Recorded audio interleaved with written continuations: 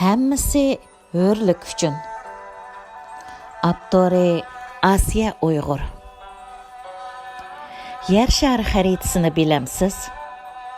Bizning nishonimiz, kelgusi avlodlarimiz beshini tek tutib, xaritadagi Sharq Turkistonni ko'z tutib turib, boshqalarga qara, bu mening ona vatanim deyaligidek manzilga yetish uchun bo'lsin.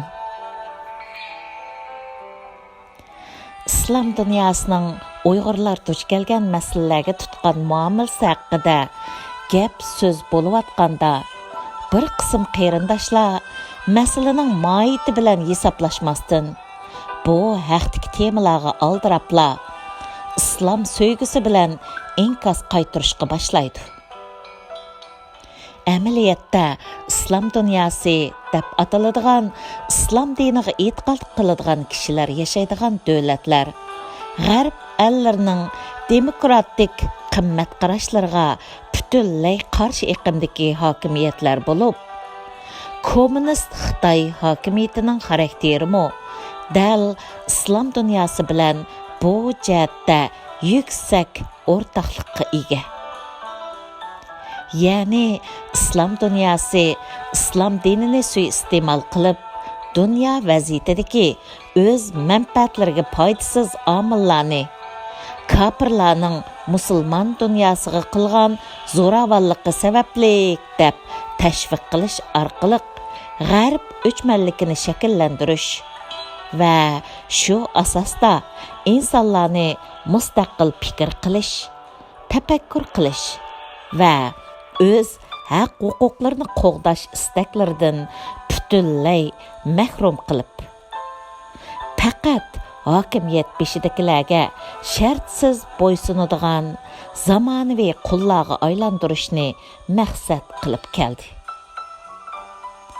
Xitoy kommunist hokimiyatimi dal shundoq tipdagi hokimiyat bo'lib, Xitoy hokimiyatining g'arbni yomon ko'z tutish tashviqotining ta'siri helimi Uyg'urlar orasida cho'nqur yiltiz tortganligi bir haqiqat.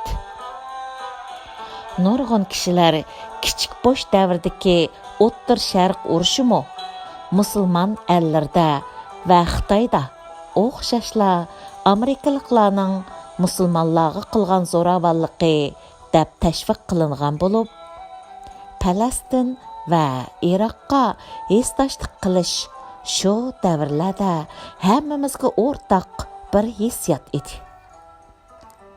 Uyg'urlarga terror qalpig'ini kiydirish suiqasdida Xitoy hukumati bu tashviqotni Uyg'ur xalqi orasida nihoyatda muvaffaqiyatli tamomlab, uningdan nihoyatda zo'r natijaga erishdi. Qaraydigan bo'lsak, Xitoy 2001-yildagi 11-sentabr vaqasidan keyin Amerikaning o'ttir sharq strategiyasining soyasida kichik boshni aldab dunyo savdo tashkilotiga kirib oldi va Uyg'urlarga aplab-saplab terrorchi qalpig'ini kiydirib olgandan keyin xalqaro diplomatiya, siyosat va iqtisod, fan texnika, savdo aloqa qatorliq har tarafdan nihoyatda kuchli taraqqiyot davriga qadam qo'ydi. Ammo bu 20 yilga yaqin vaqt Uyg'urlar uchun yaqinqi zamon tarixidagi eng qabohatli bir davr bo'lib, biz bu 20 yilda dunyo vaziyatidan to'g'ri xabardor qilinmaganligimiz sabab nihoyatda ko'p o'rnini to'liqlab olg'isiz ig'ir badallarni to'ladik va hozirmi to'layapmiz. Bu 20 yillik qonliq qismat bugun bizlarga dushmanning faqat Xitoydan iborat bu razil hokimiyat ekanligini aniq bildirgan bo'lsa-mu, lekin musulmonlar dunyosiga bo'lgan tunishimizni to'liq o'zgartishga ojiz keldi. Gerçi islom dunyosining bizga o'xshash qarindoshlarining haqqini qo'g'dash uchun jondan kechalaydigan Uyg'urcha xislatga ega emasligini, manfaat uchun hatto o'z jamiyatidan bo'lgan o'xshamaydigan fikrdagi qarindoshlarini xuddi Jamol Qoshiqchini parchalab o'ltirayotgandek rahimsizlarcha yo'qitib o'tadiganligini ko'rib tursaqmi? Ammo bu hodisalar ba'zilarimizning dunyoni kofir va musulmondan iborat ikkala millatga ayirishdak qarshimizga ta'sir ko'rsatolmadi. Gerçi dini e'tiqodimizning daxli ta'rusiz bo'lishi uchun o'zimizga taalluq bo'lgan vatan otliq bir tuproqning bo'lishining bakmi zarurligini bilib tursaqmi? Lekin bu vatanning dunyodagi 90% xalq qabul qiladigan demokratik qimmat qarashlariga ergashmaganimizda bizga mangu nisb bo'lmaydiganligini uxlab tushimizgami kirgizmadik. Shundaqla ba'zida biz shariatni qonun qiladigan bir davlat quramiz deb jo'yilib qilishdanmi tortinib qolmadik. Dal mushundoq ot aylaxonga yo'l sarxonga bo'lib har kim har joyda o'z orzusidagi Sharq Turkistonni qurish tushini ko'rayotganda bizning dushmanimiz dunyoning o'rtaq dushmaniga aylanib qolgan bo'lib, mustaqillik umid uchqunlari ko'zimizga ancha-muncha ko'rinishga boshladi. Ammo bu tarixiy daqiqalarda xalqaro vaziyat bilan kori yo'q. O'zining xiyoliy dunyosida yashaydigan Uyg'urlardan reallikqa uyg'un va dunyo qabul qiladigan davlat qurib chiqishga tayyorligi hozir bo'lgan Uyg'urlarga aylanib, yangi qiyofat bilan xalqaro sahnalarga chiqadigan vaqtimizning kelib qolganligini his qila olmayapmiz. Shuni so'g'uqqanlik bilan o'ylashimiz va qabul qilishimiz kerakki, hozirgi dunyo ikkinchi dunyo urushidan keyin kun tartibi bekitilib bo'lgan bir dunyo bo'lib, bu kun tartib Birlashgan Davlatlar Tashkilotining Amerikaning demokratik qimmat qarashlari asosiga qurilganligi va bu qimmat qarashlarining dunyodagi 197 davlatdan 193 davlatning qabul qilishiga erishishdir. Birlashgan Davlatlar Tashkilotining nishoni butkul dunyodagi davlatlarni demokratik tuzumdagi davlatlarga aylantirish va insoniyatni barobarlik, erkinlik bo'lgan demokratik qimmat qarashlariga hurmat qiladigan barliq shaxsning haq-huquqlari kafolatlantirilgan barobarlik va tinchlik bo'lgan dunyo vaziyatini barpo qilishdir. Shu sabab dunyoni musulmon va kofirdan iborat ikki millatga ayiradigan demokratiyani rad qilib, shariatni qonun qiladigan islom davlatining borliqqa kelishigimi yoki sobiq Sovet ittifoqi yoki shuningga o'xshash zo'ravonlik bilan dunyodagi barliq hokimiyatlarni o'rib tashlashni maqsad qilgan zo'ravon kommunist hokimiyatlarining qayta maydonga chiqishigami o'rin berilmaydi. Mundan 70 yil avval Mao Zedongning Xitoylarga Junxo Xalq Jamhuriyatini qurib berilishi, Amerikaning demokratik tuzumini qabul qilib, millatlarga o'z taqdirini o'zi belgilab, mustaqil bo'lishiga yordam qilib, Amerikani qo'llaydigan hokimiyat bo'ladiganligiga dunyoni ishontirganlikka sabab bo'lsa, 20 yil avval Xitoyga berilgan imtiyozlarmi dal Xitoyning demokratiya tuzumiga o'tishni yolg'ondan istab, dunyoni oldiganlikka sabab bo'lgandir.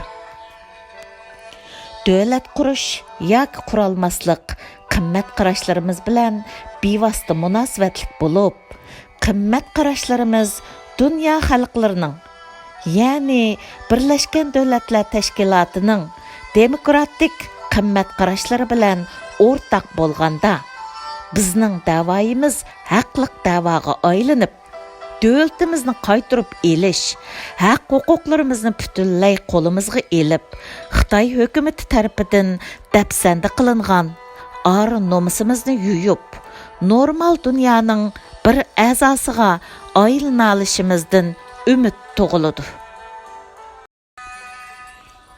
Hongkongliklarning millionlab ko'chalarga to'kilishi bilan elib berilgan 2 oydan ortiq davomlashgan namoyishi nima uchun butun dunyoning diqqatini o'ziga tortdi-yu, bizdak haq-huquqlarimiz ig'ir dafsanda qilingan va irqiy qirg'inchilikqa uchirgan bir xalqning ohuzori texicha madaniyat qirg'inchiligi degan kategoriyadan halqib ketalmidi. Hong Kong masalasi hatto jiddiylikda Amerika, Angliya va boshqa nurg'un g'arbdagi kuchli davlatlar va dunyoga tangliq muhim siyosiyonlarmi Xitoy hukumatiga qattiq so'z iboralar bilan tanqid beradigan, jazo yurgizishni tashabbus qiladigan, hatto Hong Kong masalasiga aralashishni talab qiladigan ahvollarning sababi nima? Biz Prezident Trumpning Hong Kong haqida qancha qatim inkos qaytarganligi bilan Ilham To'xta apandining qizi Javhar singlimizni Prezident Trump qabul qilganda, Javhardan "Dadingiz qayerga ketdi?" deb so'rashi va Javharning dadam qatorliq millionlagan kishilar 2 dunyo urushidagi yahudilardek lagerlarda yetyapti deb javob berganida, Trumpning lagerlar masalasini bilmasligi bizni hayron qoldirmadimi? Kallamizni silkib, o'zimiz ustida astoydil o'ylanib beqishimizga bu ishlar yetarlik emasmi? Hong Kongliklarning Xitoyga qaytarish qonuniga qarshi namoyishi bilan bizning irqiy qirg'inchilikqa uchrashimiz, lagerlarga millionlab Uyg'urlarning qamalishini selishtirma qilib baqqanimizda va ustimizga Xitoy hukumati ortib qo'ygan terrorchi tuhmati bilan bizdagi diniy oshqunlik savdoligi, Suriya va Afg'oniston so'ygisi, niqob va bo'rqalarga bo'lgan oshiqlik, musulmon ellardek aniqroqi shariatni qonun qilgan bir davlat qurib olish erismanligimizning xuddi oltin uzukka yoqut ko'z qo'ygandek moslashib, Xitoyning ustimizdagi tuhmatlarning asossiz emasligini isbotlashga to'p qo'shayotganligini his qilolmayotgandik. Biz nemishqa dunyo xalqi o'rtaq qabul qiladigan qimmat qarashlarga hurmat qilib, ana shu qimmat qarashlari asosida faqat hurlik uchun birlashgan kuch bo'lolmaymiz. Jon bo'lsa jahon, osh bo'lsa qozon bo'ladiganligini qachon bilamiz? Niqobning hijob bilan farqli kiyinish ekanligini, hijoblanishga emas, balki bo'rq taqashga nurg'un davlatlar qarshi ekanligini, ustimizda Xitoyning tuhmatlari ortilgan biz Uyg'urlarga nisbatan bo'rq taqash va namoyishda takbir to'lashning G'arbning demokratik ideologiyasiga yot qilmish emas, balki erkinligimiz uchun ekanligini tushuntirib bo'lolmaydiganligimizni nemishqa bilolmaymiz. Niqoblanish musulmon ayollar qilmis bo'lmaydigan parhez bo'lmagani uchun normal hijobimiz bilan musulmon bo'lsak, hech kimga İslamfobiya ta'sirini bermas idiq-ku. Şunu bilishimiz kerakki, vatani bor va har qanday kiyinish qonuniy kapolatga ega millatlar bilan Xitoydek cho'ng va vahshiy dushmani bo'lgan bizni selishtirg'ili bo'lmaydi. Butun dunyoda bizni qop-qora qilvatgudek kuchi bo'lgan bir dushmanning töhmeti sabablik. Millat bo'yicha lagerlarga qamalgan bir xalqning qilishga tegishlik va zulm ostidagi xalqiga qilib beralaydigan ishi töhmetga yan tayoq bo'lmaslikdir. Chunki ya davlati, ya iqtisodi, ya kapolati bo'lmagan bir millatning o'zini oqlashga kuchi yo'qdir. Hech kim o'z manfaatiga munosabatsiz jidal majroning sababi ustida izdanib, oq qorni ayirib o'ltirmaydi. Shu sabab Xitoy uchunmi bizni qaralashda tashviqot eng kuchli quroldir. Ba'zi qarindoshlarning texicha burqa, niqob bilan hijobning farqini ayriyoligidek islomiy bilimlardan xabardor bo'lmay turib, niqob haqida gap bo'linsa, hijobga qarshi turdi, yalang'och yurdi deb ta'tirlik qilishlari ortiqcha bo'lib, hijob butun dunyoda cheklangani yo'q. Hijoblangan muhtaram Erdo'g'an apandimning xonimimi xalqaro sahnalarda hurmat to'rida turibdi. Yevropa ko'chalarida musulmon qiz ayollarmi nihoyatda yarshimliq hijoblanib, zamonga loyiq musulmonlik obrazi bilan erkin va xushal yashamoqda. Yevropada hatto har bir mahallada birdan masjid va islom dini o'rgatadigan boshlang'ich maktabdan tortib oliy maktablargacha bor bo'lib, g'arbliklar diniy aqidaning haqiqiy erkinlik va hurlik bor yerda o'z qimmatini topolaydiganligini tunib yetganligi sabab har qanday diniy e'tiqodning o'z tuproqlarida bix surib gullanishiga yo'l qo'ygan.